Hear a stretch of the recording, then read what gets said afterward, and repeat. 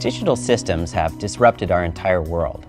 For all of us, these digital interactions have just become a natural part of our day-to-day experience. But we're still hitting a paper wall when it comes time to signing on the dotted line. Why is that? Why are we using technologies like paper and pen from a century or two ago in a world that's gone entirely digital? I'm John Pereira. I'm the Vice President of Adobe Acrobat, and I'm joined by noted author and business advisor Geoffrey Moore, and we're going to talk about the world of electronic signatures and how they play a big role in this digital revolution. So thank you for joining us, Jeff. It's a pleasure to be here, John.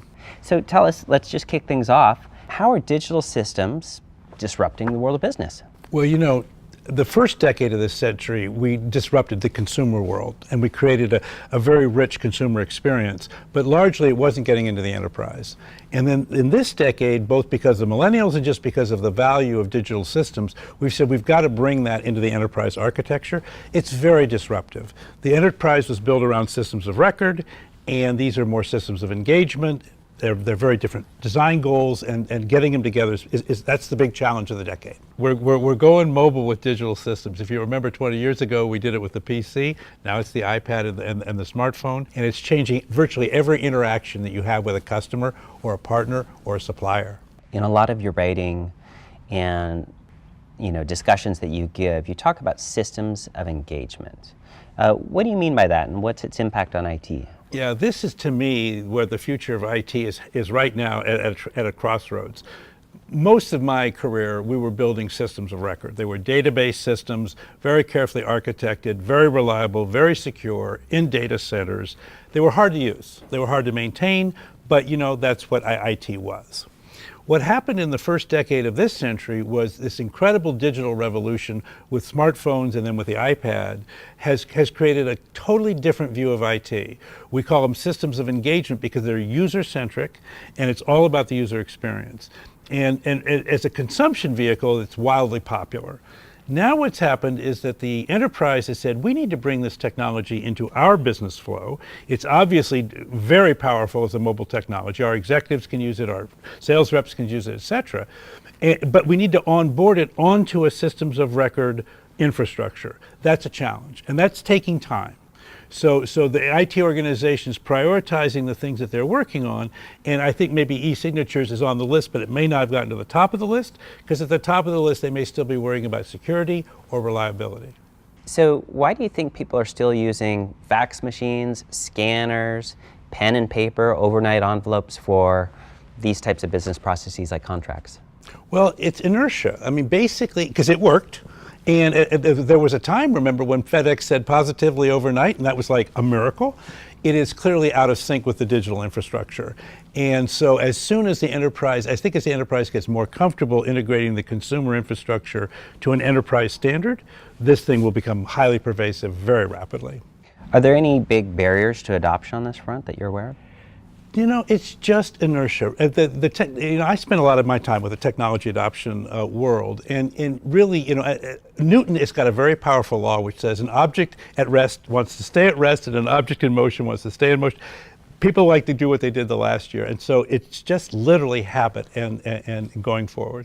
So in your opinion, where are we on the technology adoption life cycle for e-signatures, and why is that?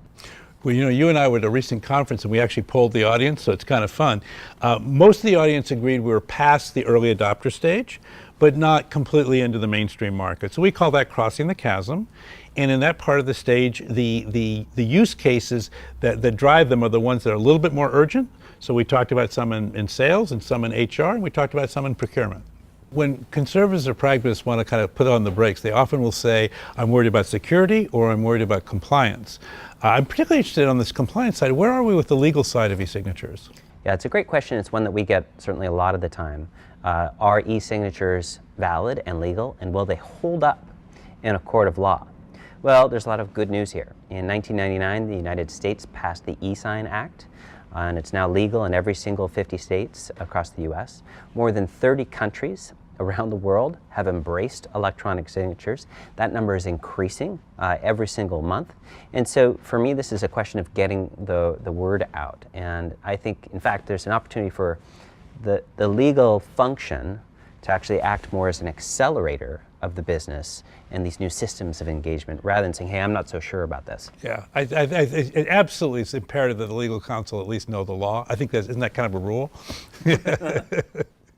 You advise a lot of companies. What adoption strategy should IT consider? Well, you know, when you're looking at systems of engagement, one of the things we're trying to get the IT folks is to sit down with the line of business and say, look, there's this great technology out there. If we don't do it pervasively, immediately, fine. But isn't there some moment of engagement in our business cycle which we could change our effectiveness in that moment by introducing digital technology? And so I think it's a very powerful moment of engagement for the enterprise to say, we need to step up and we need to step up now. You sometimes talk about the concept of no more stupid stuff. What do you mean by that? Well, okay, so today, if you don't have electronic signatures, and by the way, I'm on a board of directors, this happened to me the other day, we want a unanimous consent. I got that message by email. It said, would you please print out the document? So I printed out the document. Would you now please sign the document? Would you now please fax it to me? So I said, well, I'm not going to fax it. I will scan it, and I will email it back to you. So that's what I mean by stupid stuff. Okay. So that you can store it digitally at your end. What about, let's take sort of a functional view on this. HR, salespeople, people in procurement. You know, what's their role in this sort of systems of engagement model? Well, in the HR world, at least in this valley, you're in a war for talent. A lot of that talent is younger talent. Now, you know, a larger corporation may be doing hundreds, thousands of hires a year. If the process is, I'm going to print out a letter, I'm going to send it to a millennial, I'm going to ask them to sign it and find a fax machine, which they're not even quite sure what that means anymore, you're going to lose a lot of the war for talent. And so just not only from a point of view of efficiency, but from a point of view of just engaging with the talent in the texture of the world that they want, it's really important. On the sales side, it's just crazy. I mean, if you're going to print out and put it into the mail, you're creating somewhere between 2 days and 2 weeks of cycle time for an order that could be, you know, closed in 20 minutes.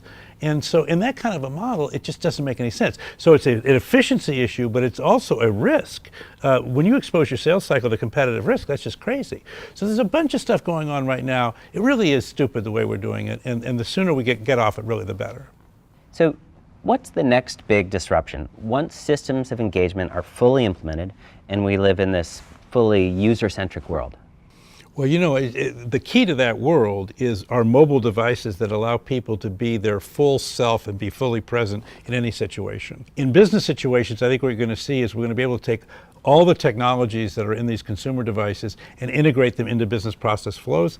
You think about a claims adjuster who might like take a photograph of a car, get a signature from a person who's going to repair the car, get the claimant to agree to a payment. I mean, all this kind of, if we can just do it in the moment, present with each other, as opposed to continually have to ping pong back to systems, it's going to change the way, the whole flow of business. Right now, we focus a lot on the transaction because, frankly, you have to orchestrate a lot of things to make the transaction happen.